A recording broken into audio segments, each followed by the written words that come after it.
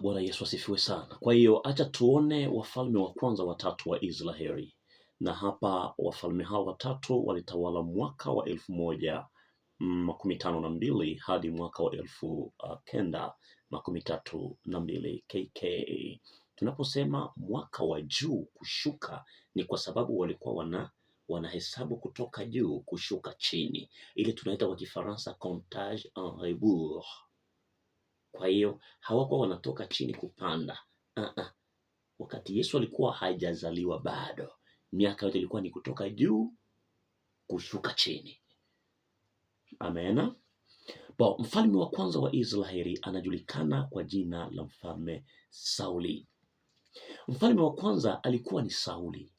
Alianza kuwa mtiifu kwa Mungu, lakini baadaye alitenda kila aina ya dhambi.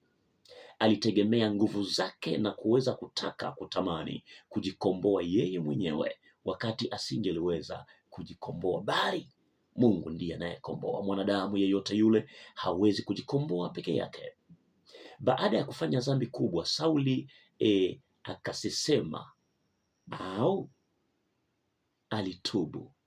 Samueli wa kwanza mstari wa 15, Samueli wa kwanza 15 mstari wa 13. Lakini kutubu kwake hakukukua kwa ukweli. Unajua, mara nyingine kutubu kwetu tunatubu kama vile watu ambao hawajielewi. Unapotubu, tubu na ukaacha.